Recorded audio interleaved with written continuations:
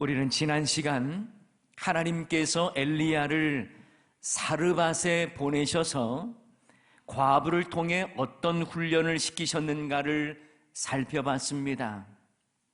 가뭄과 기근으로 마지막 한 끼 양을 먹고 아들과 함께 죽겠다고 하는 이 과부에게 오히려 그 상황에서도 하나님의 말씀대로 먼저 순종하라고 하면서 순종을 통해 주시는 하나님의 놀라운 보상과 그 역사를 경험케 하셨습니다.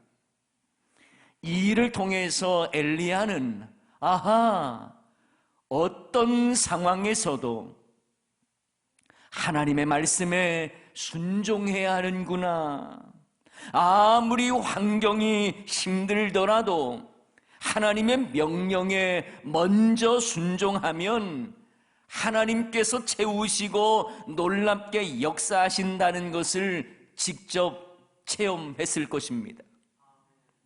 자, 그렇게 사르밧에서의 훈련이 마쳐지면 참 좋겠는데요, 이 일 이후에 하나님은 엘리야조차도 상상하지 못했던 또 다른 시험을 주십니다.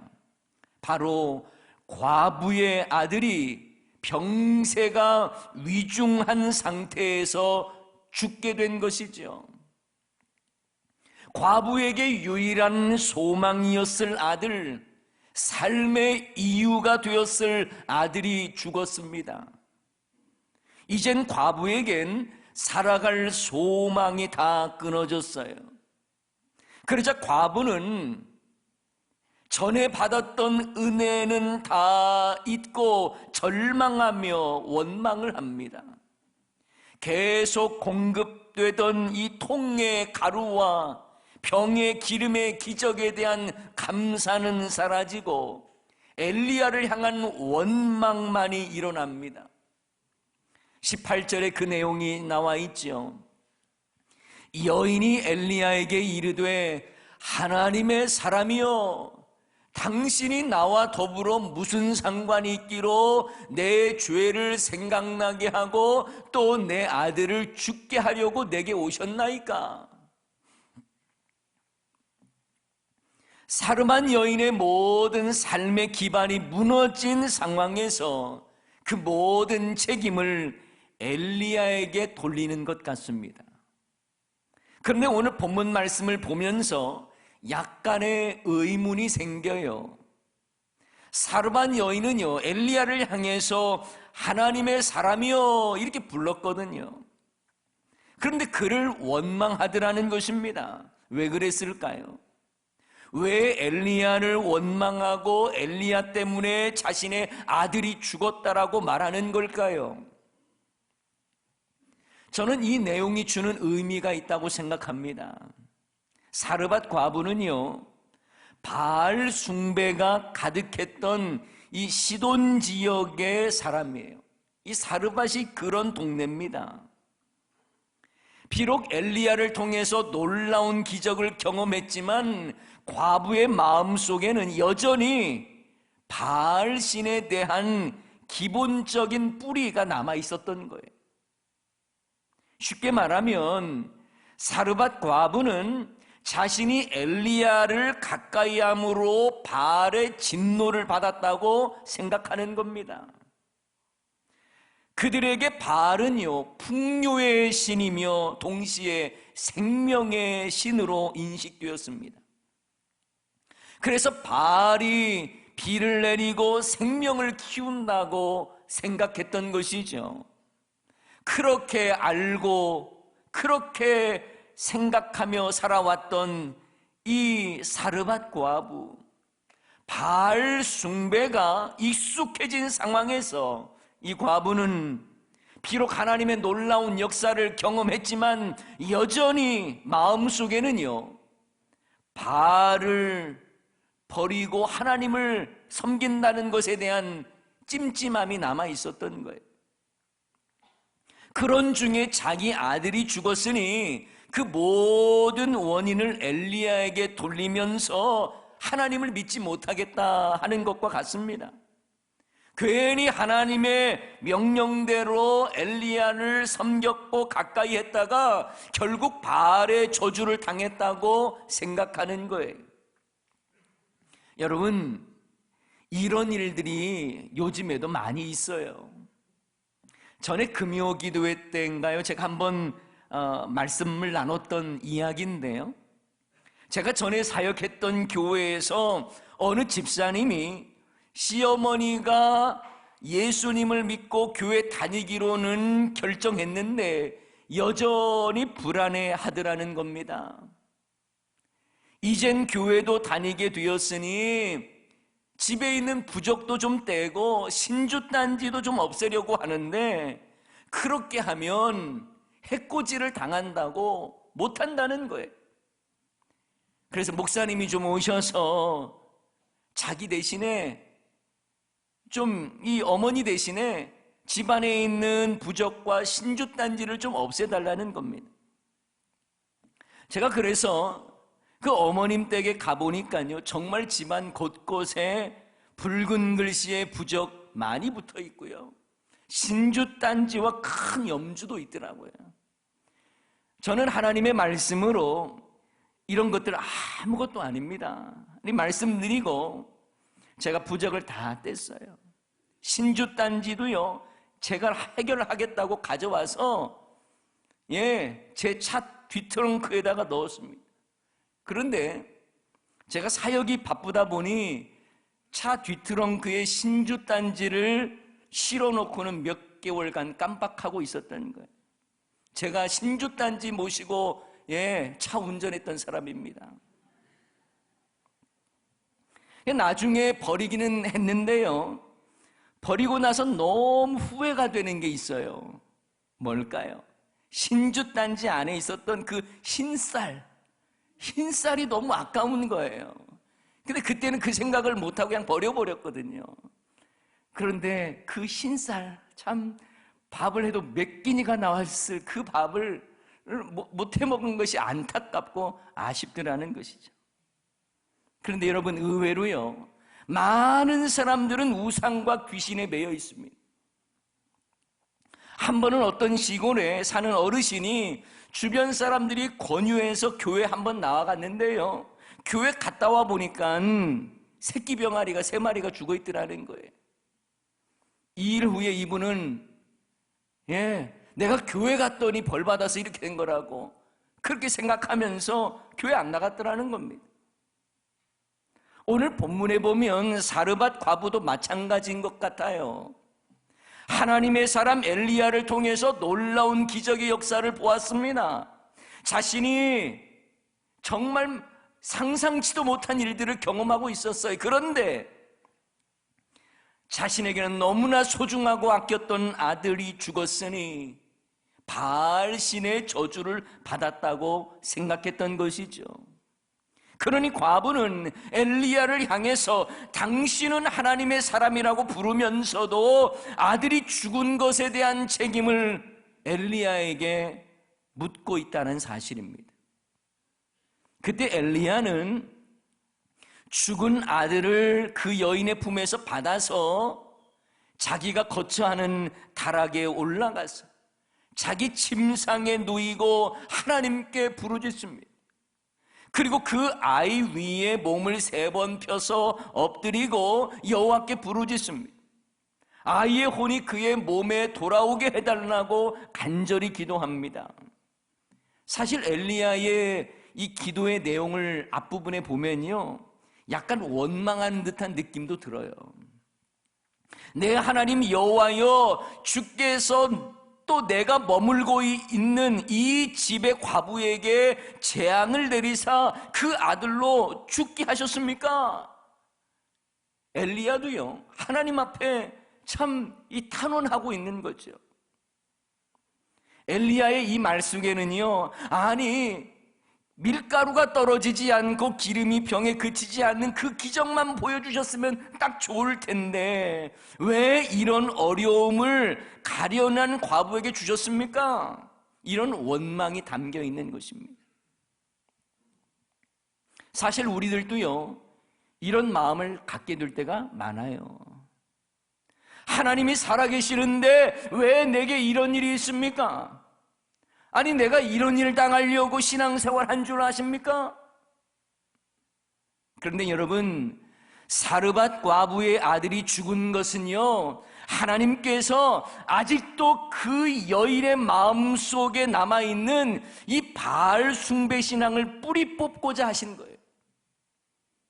또 엘리야에게는요, 예기치 못한 상황에서도 기도를 통해서 일하시는 하나님의 더 큰 역사를 보여주시기 위함인 것입니다. 하나님은 단순히 먹을 것을 공급하시는 분 정도가 아니라 생명을 주시고 생명의 주인 되심을 보여주시기 위한 훈련으로 삼으시고 계신 거예요. 생명을 주는 신은 바알이 아니라 하나님이 생명 주시는 것이라는 것을 말씀하시는 것입니다.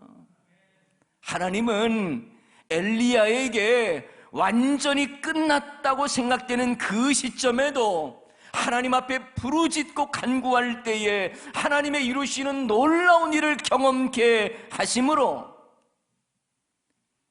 하나님이 어떤 분이시고 하나님은 기도를 통해서 어떤 일들을 이루어 가시는 분인지를 엘리야가 체험케 했다는 사실이에요. 22절 말씀을 보면 이런 말씀이 있죠. 여호와께서 엘리야의 소리를 들으심으로 그 아이의 혼이 몸으로 돌아오고 살아난지라. 여호와께서 엘리야의 소리를 들으셨다고 말씀합니다. 기도에 응답하셨다는 말씀이에요. 여러분, 우리가 잘 알고 있는 회당장 야이로의 딸, 예수님께서 죽은 그 딸을 고쳐주신 것도 마찬가지입니다.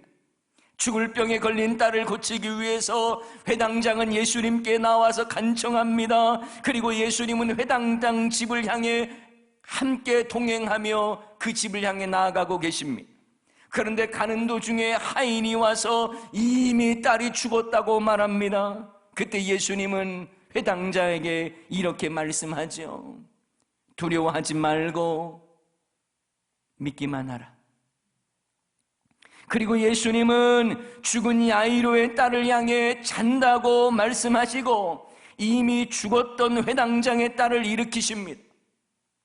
이 사건을 통해 예수님은 자신이 단순히 병을 고치는 의원 정도가 아니라 생명을 살리는 구원자가 되심을 보여주신 사건 아닙니까?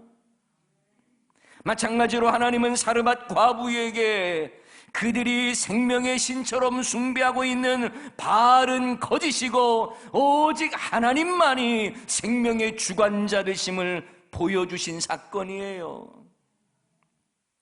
하나님은 사르밧 과부에게 단순히 먹을 것만 공급하시는 하나님 정도가 아니라 생명을 살리시고 주관하시는 하나님이심을 보여주신 것입니다. 그러자 이 여인은요, 살아난 아들을 보면서 이렇게 고백합니다. 24절 말씀입니다. 이 여인이 엘리야에게 이르되 내가 이제야 당신은 하나님의 사람이요 당신의 입에 있는 여호와의 말씀이 진실한 줄 아노라 하니라. 아멘. 사르밧 과부 여인 입에서 엘리야를 향한 신뢰와 하나님 말씀에 대한 믿음의 고백이 터져 나오는 것입니다. 그런데 좀 이상한 것은요, 이 여인은 이미 앞에서도 엘리야를 향해서 뭐라고 이야기했습니까? 당신은 하나님의 사람이라고 말을 했어요. 엘리야를 원망하며 따져 물을 때에도 이미 하나님의 사람이라고 불렀습니다. 그런데 24절에 보니까 이렇게 나온 거 아닙니까? 내가 이제야 당신은 하나님의 사람인 줄 알았다는 거예요.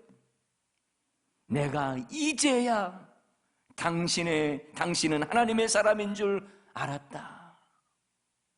그리고 당신의 입에 있는 여호와의 말씀이 참이라고 하는 것을 알았다는 겁니다.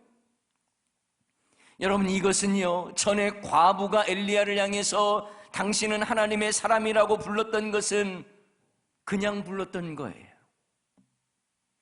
그러나 24절에서 하나님의 사람이라고 부른 것은 죽은 아들이 살아난 놀라운 일을 경험한 후에 엘리야를 향해서도, 그리고 하나님의 말씀을 향해서도 진심을 담아서 경외하는 마음으로 고백한 거예요. 그 전에도 이 여인은 엘리야가 하나님의 사람이라는 것을 알고 있었어요.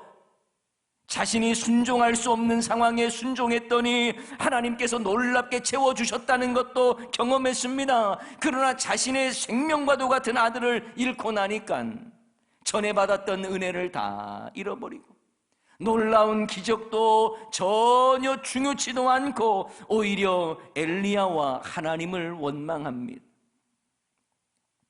그러나 하나님은 과부의 원망조차 엘리야의 그 기도를 통해서 역사하셨고, 그리고 과부의 마음속에 뿌리 내려 있던 바알 신앙을 뽑으신 거예요.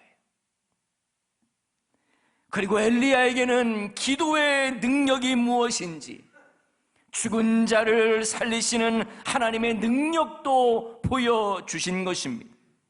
그러니 하나님은 이 사건을 통해 과부와 엘리야 두 사람 모두에게 영적 성숙의 기회를 주신 것이죠.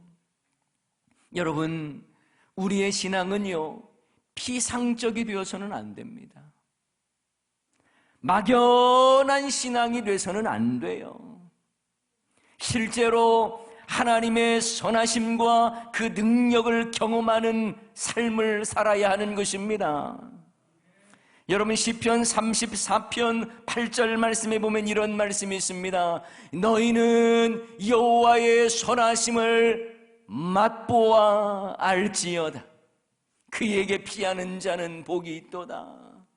여호와의 선하심을 어떻게 하라는 거예요? 맛보라는 거예요. 여기서 여러분, 맛보다라고 하는 것은 정말 맛을 보다, 테이스트, 맛을 보다라는 말이에요. 하나님의 선하심을 체험하라는 겁니다. 경험하라는 거예요. 여러분, 기도를 막연한 관념으로 이해하지 마십시오. 신앙생활이 여러분에게 그냥 추상적으로, 관념적으로 나타나지 않기를 바랍니다. 하나님의 선하심을 전심으로 찾고 구할 때에 하나님의 일하심과 그 역사를 경험하고, 그래야 하나님의 선하심을 맛보는 거예요.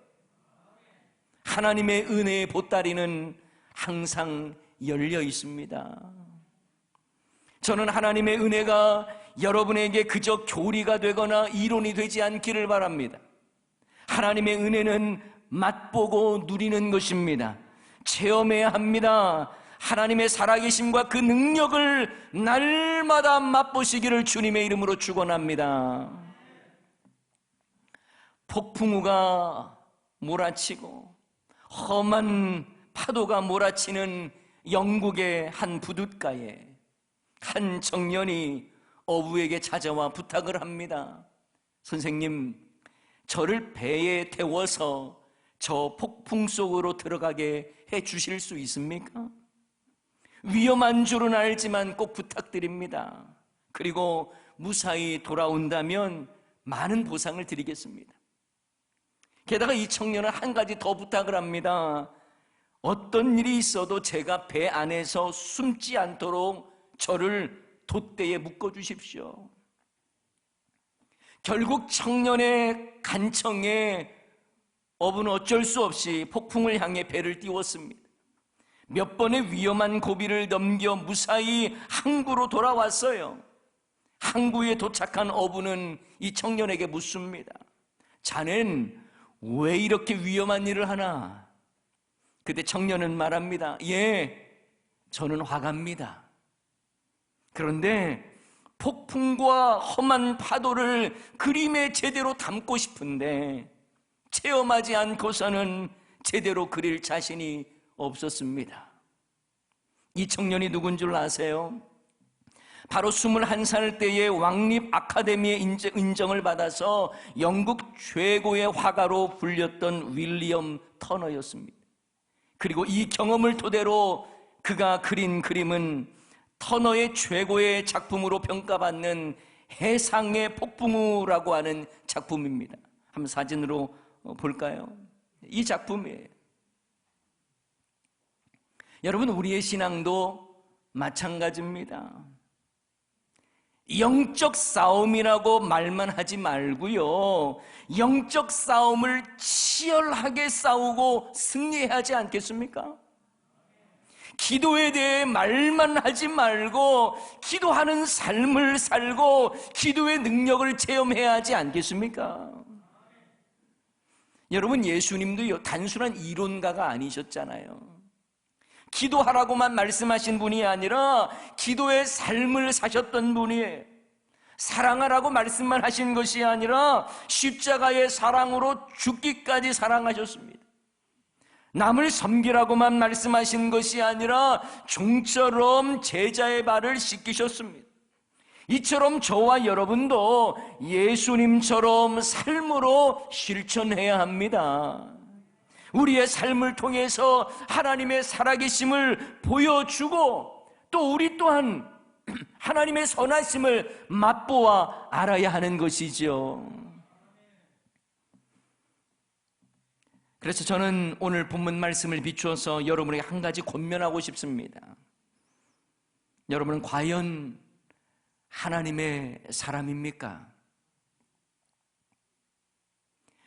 과부가 하나님의 살아 역사하심을 보고 엘리야에게 당신은 정말 하나님의 사람이라고 말했던 것처럼 여러분도 하나님의 살아계심을 삶으로 보여주고 계십니까? 여러분의 입술의 말이 하나님의 말씀이 진심이고 또한 진실이라고 하는 것을 증거하고 있습니까? 우리는 앞에서 보았던 것처럼 우리 24절 말씀을 한 번 더 보겠는데요, 여인이 엘리야에게 이르되 내가 이제야 당신은 하나님의 사람이시여 당신의 입에 있는 여호와의 말씀이 진실한 줄 아노라. 여러분, 이 고백이 우리가 들어야 할 고백 아닙니까? 우리는 혹여 명목상 하나님의 사람인 건 아닙니까? 그러나 진실로 하나님의 사람이라고 인정을 받아야 하지 않겠습니까? 여러분의 입에 있는 말조차 하나님의 말씀이 진실됨을 가르쳐주고 있습니까?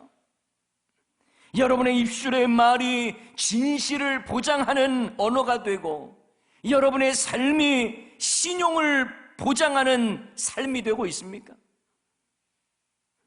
우리는 절대로 간판만 하나님의 사람이 되어서는 안 됩니다.